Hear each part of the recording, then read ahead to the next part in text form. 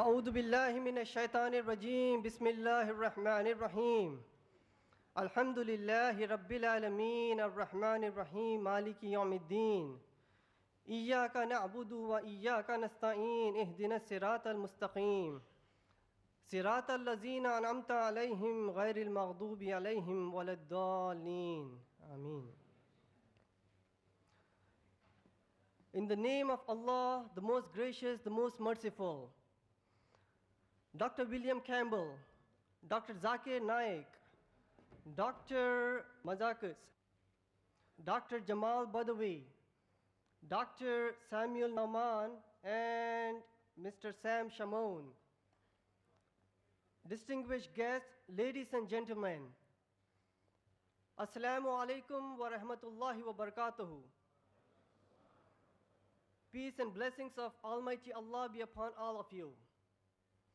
On behalf of the organizers, the Islamic Circle of North America, I, Sayyid Sabil Ahmed, welcome all of you to this unique event, a dialogue on the topic, the Quran, the Bible in the light of science. Again, on behalf of Dr. Camble, Dr. Zakir Naik, Islamic Circle of North America, this dialogue is being held in a spirit of friendship, understanding each other's viewpoints. A brief introduction of ICNA's activities, Islamic Circle of North America. The goals of Islamic Circle of North America are to motivate Muslims to perform their duty of being witnesses unto mankind, offering educational, training opportunities to increase the Islamic knowledge and to enhance the character. ICNA is also active in opposing immorality and oppression of all forms, supporting efforts for socio-economic justice, civil liberties in the society, strengthening the bond of humanity by serving all those in need anywhere in the world, with special focus on our neighborhood across North America. For today's unique dialogue, the two main moderators are Dr. Muhammad Naik, representing Dr. Zakir Naik, and Dr. Samuel Nauman, representing Dr. Walliam Camble. It is my duty to ensure a fair and proper conduct of this meeting. Therefore, we request our speakers as well as the audience to maintain due decorum for a healthy dialogue.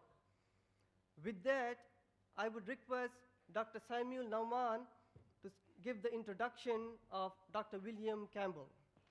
Assalamu alaikum. Thank you, Brother Sabil Ahmed. It's a pleasure and honor to be here with you this evening. And first of all, I myself, with a group of our brothers and sisters from the Christian background, really like to thank the Islamic Circle of North America and the local people who have organized this unique event. They have done a great job. They have worked very hard. And now we have come to the last moment to be here. Dr. Walliam Camble did his medical work in Cleveland, Ohio at Case Western Reserve University. He worked for 20 years in Morocco, where he learned Arabic. After 7 years in Tunisia, he wrote his book, Answering Dr. Maurice Bucaille's. He is a convinced Christian who likes to explain the Injil or the gospel to everyone. At age 74, Dr. Camble is retired with 10 grandchildren. And we are really thankful and we are really happy to be here with you tonight. Thank you.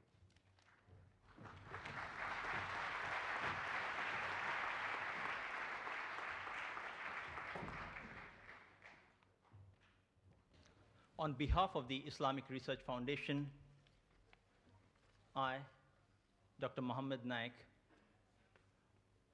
am pleased to be amongst you all, along with Dr. Zakir. It's a pleasure to be here for this unique event and have the good pleasure of having scholars like Dr. Walliam Camble, Dr. Jamal Badawi, Dr. Mazakas, as well as my co-colleague, Brother Dr. Samuel Naman, you're with us. I, on behalf of Brother Samuel and myself, present the format for the dialogue. The format, as agreed and decided fair by both our speakers, is Dr. Walliam Camble would first address you for 55 minutes on the topic, the Quran and the Bible in the light of science.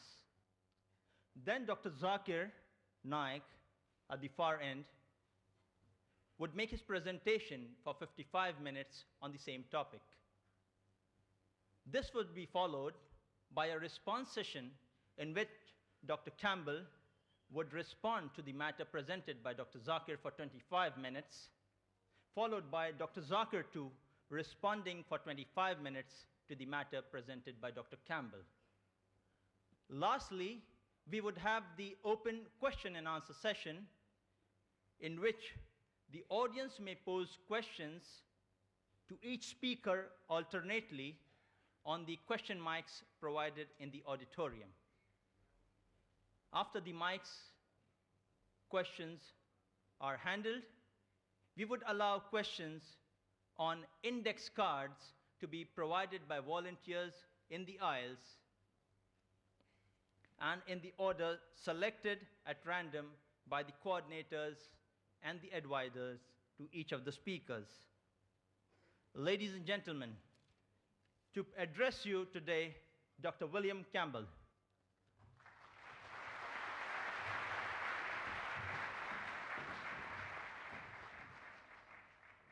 Greeting to Dr. Naik, who almost surely came the farthest. Greeting to Sabil Ahmed and Mohammed Naik. And greeting to the organizing committee. Calling this the ultimate dialogue is a bit of an exaggeration, but it is good advertising. And greetings to you, the audience. I'd like to also bring greetings in the name of Yahweh, or better known as Jehovah, the great Creator God who loves us. I wish to start by speaking about words. Tonight we are going to speak about the words of the Bible and the words of the Koran. The scholars of modern linguistics tell us a word, a phrase, or sentence means what it meant to the speaker and the person or crowd of people listening. In the case of the Koran, what it meant to Muhammad and those listening to him. In the case of the Bible, what it meant to Moses or Jesus or those listening to them. To check this, we have the context of all the usages in the Bible or the Koran. In addition, there is the poetry and letters of that century. For the Gospel, the 1st century AD. For the Koran, the 1st century of the Hijra. If we are going to follow the truth, we may not make up new meanings. If we are seriously after truth, there are no permissible lies. Here is an example of what I am talking about. You can have the first slide here.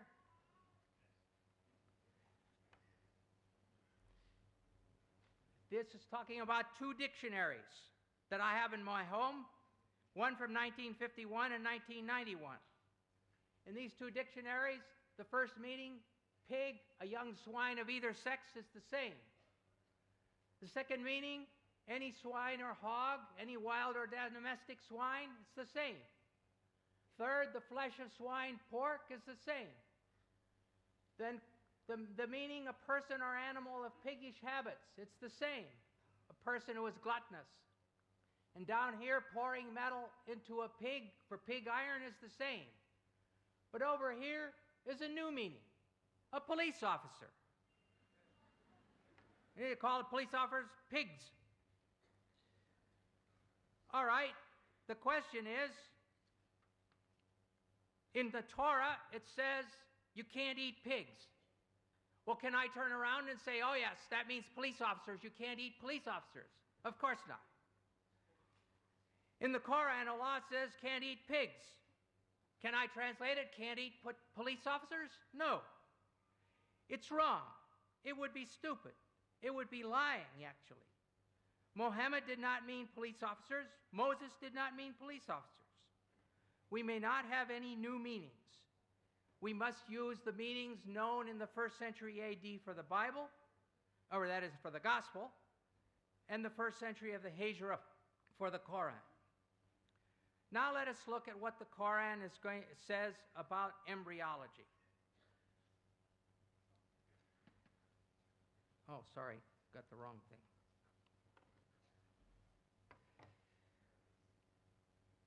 It has been said that the idea of the embryo developing through stages is a modern one, and that the Quran is anticipating modern embryology by depicting differing stages.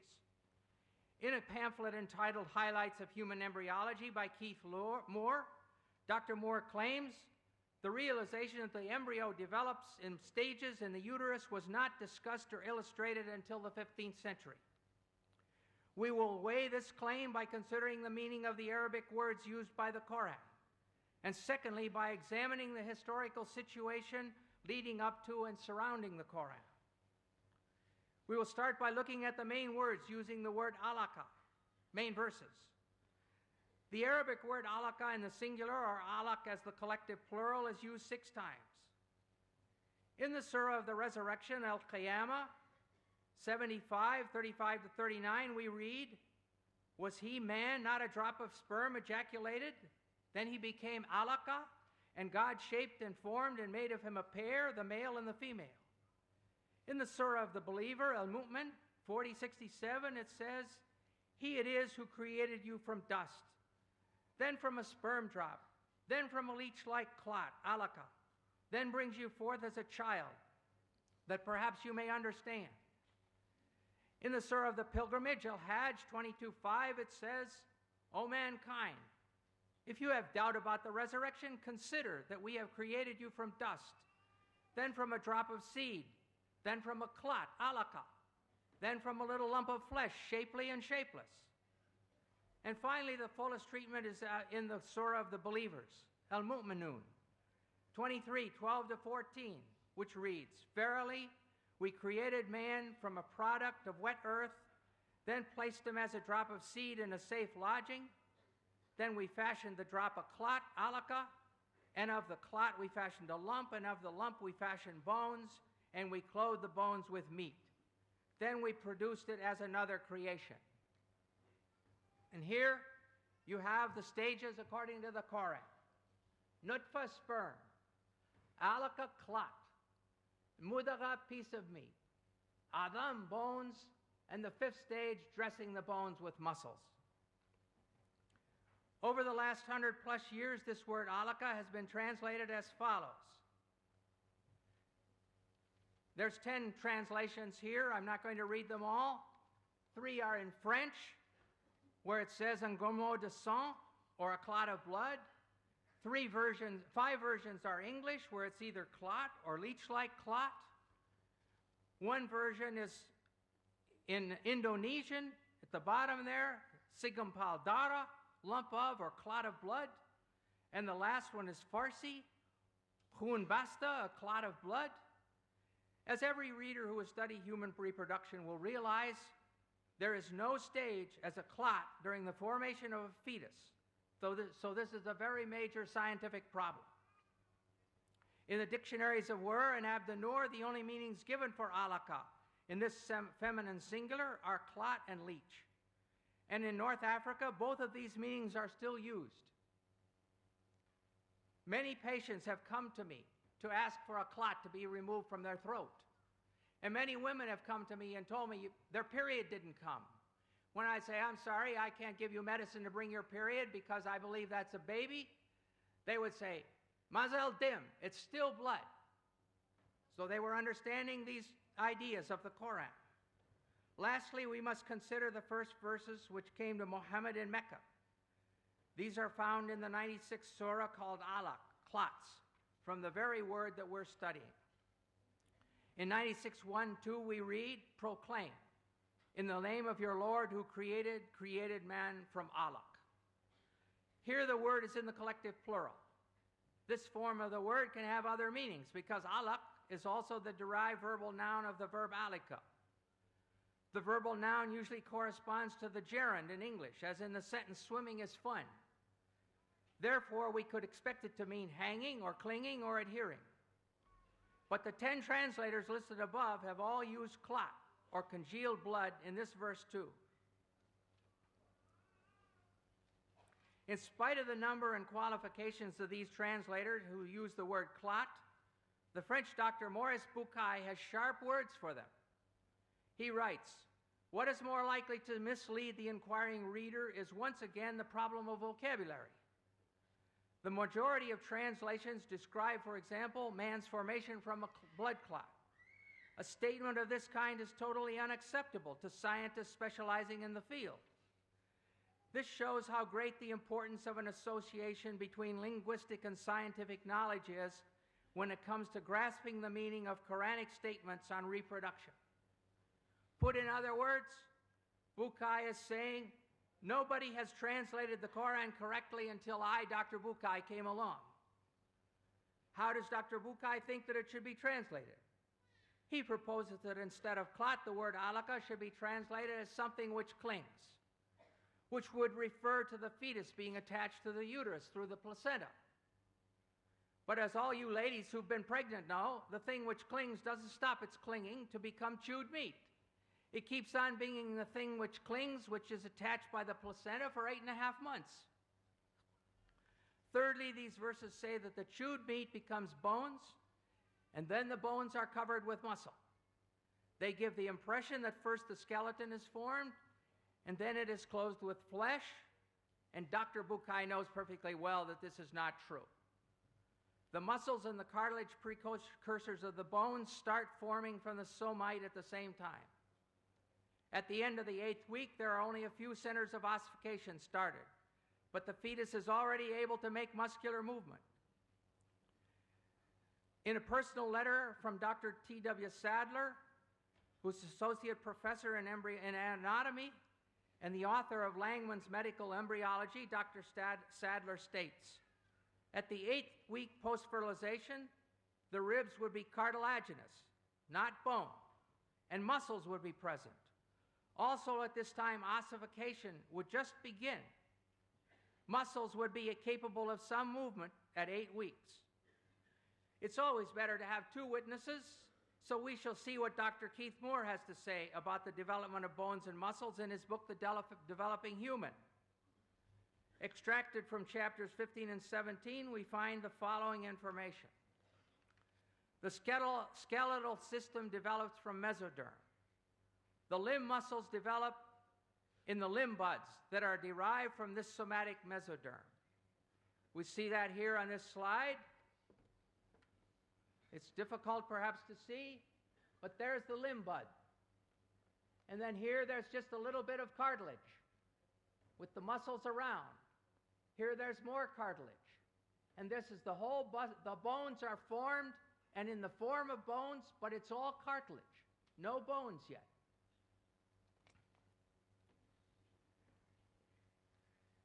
This second slide shows how it forms. Here's the cartilage. Now, just the bone looks like cartilage. And then it starts to have some calcium deposited. And then it starts to have ossification and bone formed.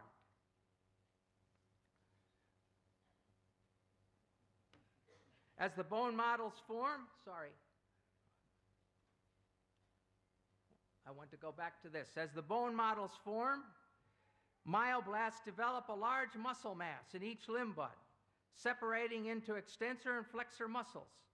In other words, the limb muscles develop simultaneously from the mesenchyme surrounding the developing bones. So there's the cartilage, and here are the muscles developing around the cartilage. During a personal conversation with Dr. Moore, I showed him Dr. Sadler's statement, and he agreed that it was absolutely valid. Conclusion: Dr. Sadler and Dr. Moore agreed. There is no time when calcified bones have been formed and then the muscles are placed around them. The muscles are there several weeks before there are calcified bones, rather than being added around previously formed bones as the Quran states. The Quran is in complete error here. The problems are far from being solved. Let us return to alaka. Dr. Moore also has a suggestion. He says another verse in the Quran refers to the leech-like appearance and the chewed-like stages of human development. From this definition, Dr. Moore has gone ahead to propose that a 23-day embryo, 3 millimeters long, that's 1/8 of an inch. I can hardly put my fingers that close together without touching. This is Carnegie Stage 10, shown on the inside cover of Moore's book. This is the beginning, and here's the sperm entering the egg. So that's stage 1. Comes down here to stage 6 in the 2nd week. And here's the 3rd week. And there's stage 10, and here's day 23. And this is what Dr. Moore wants to say looks like a leech. If we look further, though, and look at the X-ray, here's day 22, and the backbone is still open. And when we look at day 23, the backbone is open there, and it's open there, and the head is wide open. It doesn't look like a leech at all. And if you keep on, and this is a diagram of it. The head is open, the rostral neuropore. And finally, this diagram shows there is the 20-day embryo. It's got a yolk sac. It's got an umbilicus. It doesn't look like a leech at all. The problem, the great problem with these new definitions for the word alaka is that no confirming examples have been provided from the Arabic used in the centuries surrounding the Hijra. The only way to establish the meaning of the word is by usage.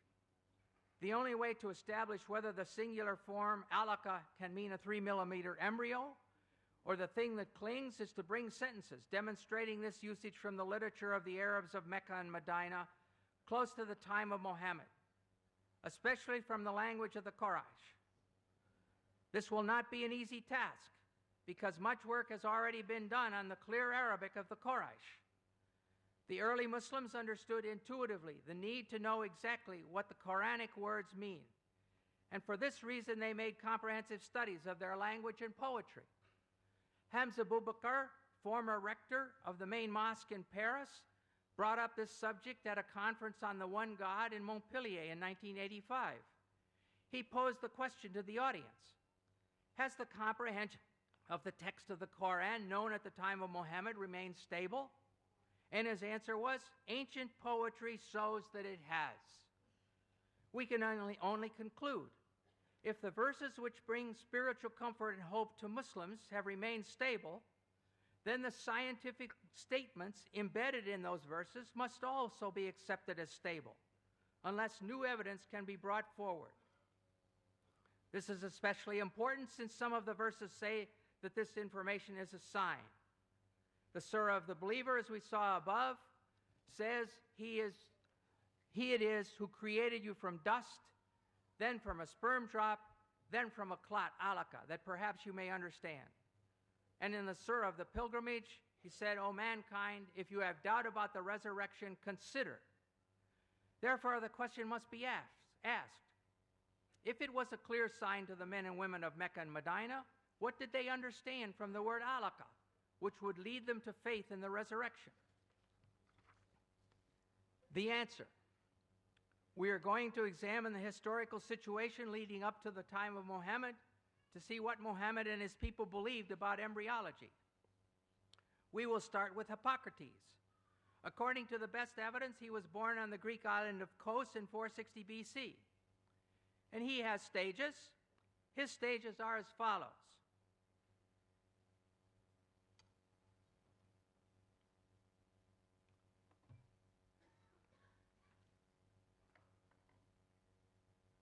The sperm is a product which comes from the whole body of each parent.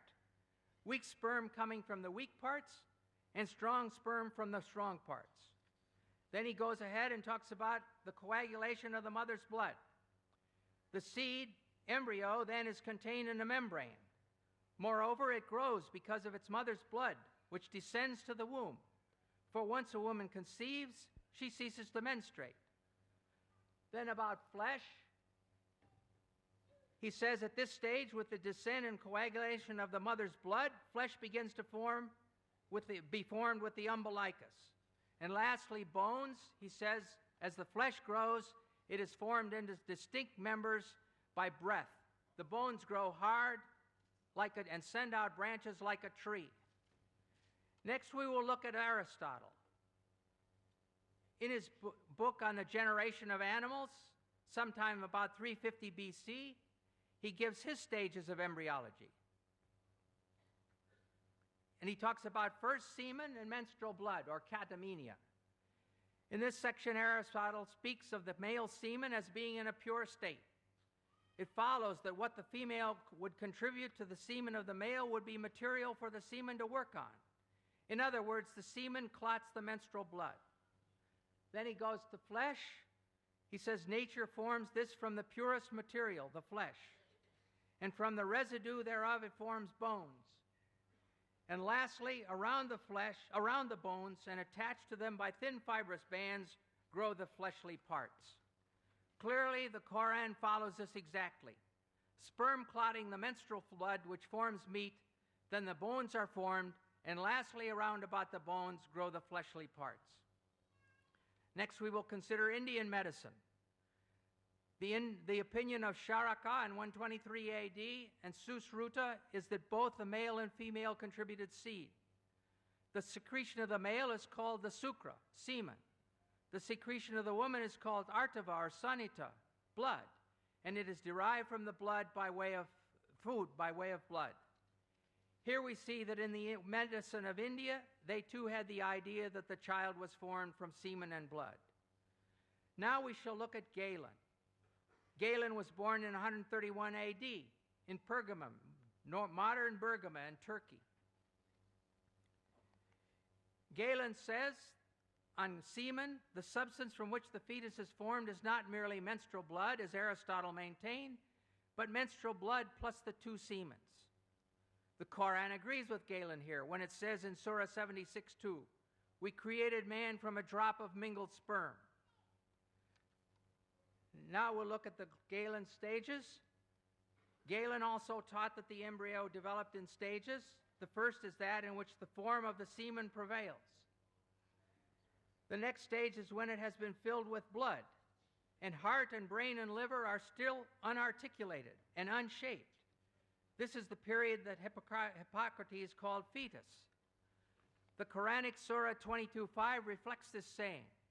Then out of a morsel of flesh, partly formed and partly unformed. And now the third period of gestation has come. Thus nature caused flesh to grow on and around all the bones.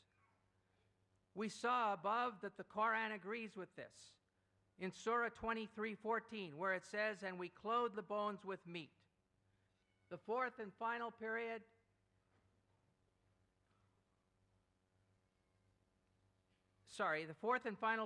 is at the stage when all the parts in the limbs have been differentiated.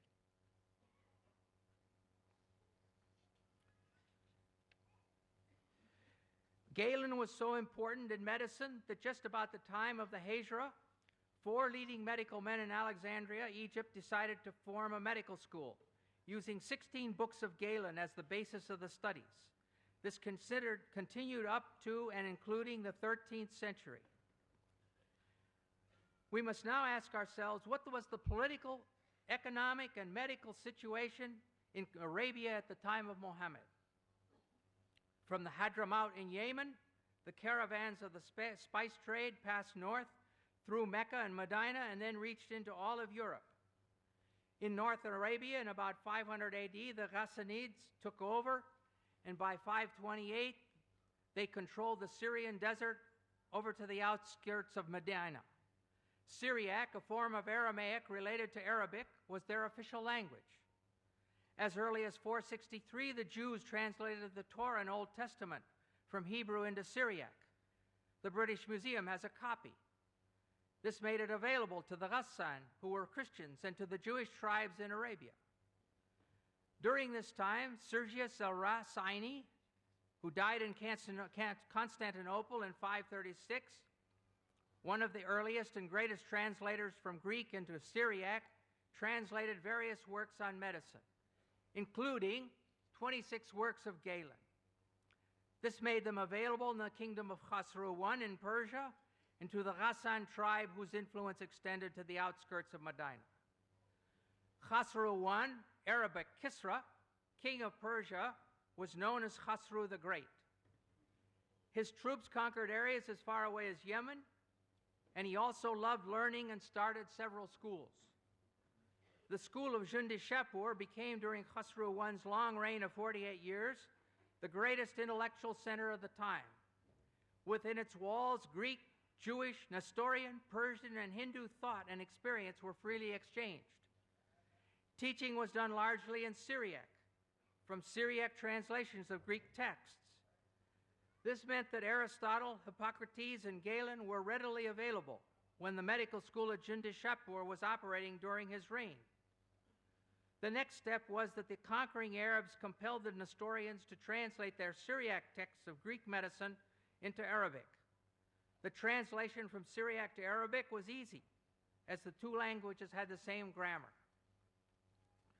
Concerning the local medical situation during Muhammad's life, we know there were physicians living in Arabia during this period. Harith ben Khalada was the best educated physician trained in the healing arts. He was born about the middle of the 6th century at Taif in the tribe of Bani Thaqif.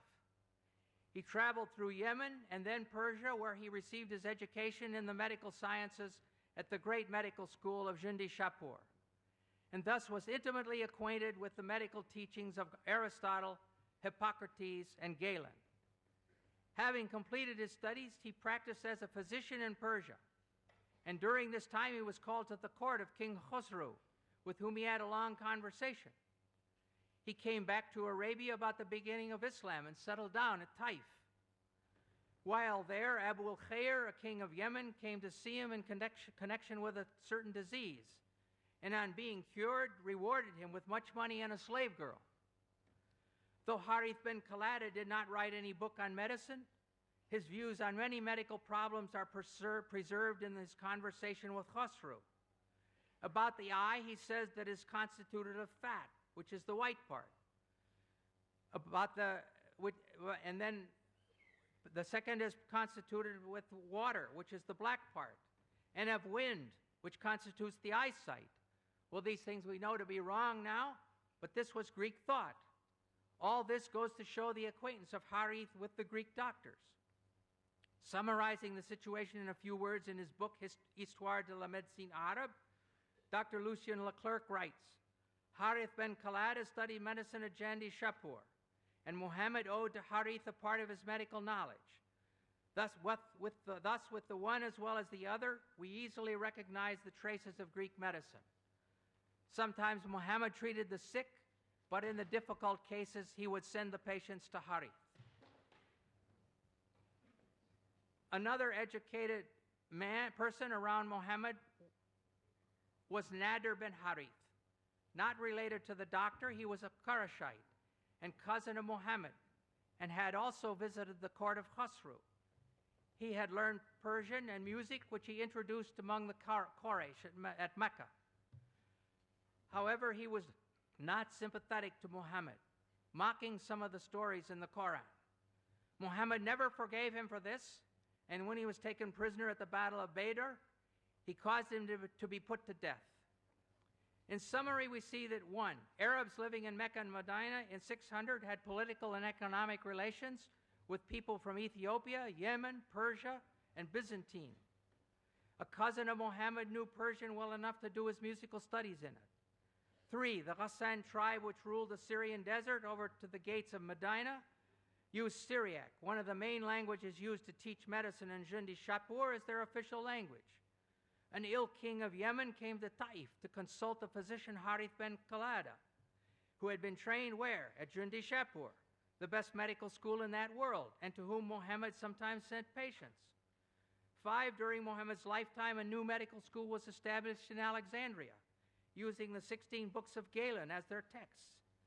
This all shows that there was ample opportunity for Muhammad and the people around him to have heard of the embryological theories of Aristotle, Hippocrates, and Galen when they went to seek treatment from Harith ben Khalada and other local doctors. Thus, when the Quran says in the late Meccan Surah of the Believer, 40:67, He it is who created you from dust, then from a sperm drop, then from a leech-like clot, that perhaps you may understand. And then in the Surah of the Pilgrimage, O mankind, if you have doubt about the resurrection, consider what we have created, that we have created you from dust. It is correct for us to ask again, what were they to understand? What were they to consider? And here are the Quranic stages again. Nutfa sperm, alaka clot, mudagha piece of meat, adam bones, and 5 dressing the bones with muscles. The answer is very clear. They were understanding and considering that which was common knowledge, the embryological stages as taught by the Greek physicians.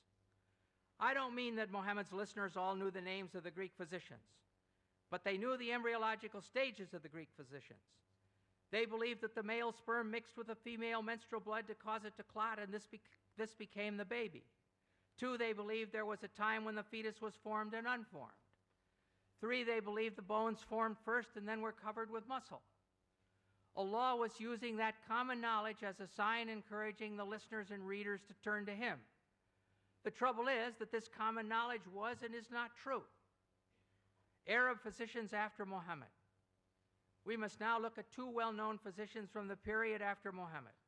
Obviously, they had no effect on the Quran, but they demonstrated that faith in the embryological ideas of Aristotle, Hippocrates, and Galen continued among the Arabs right up to the 1600s.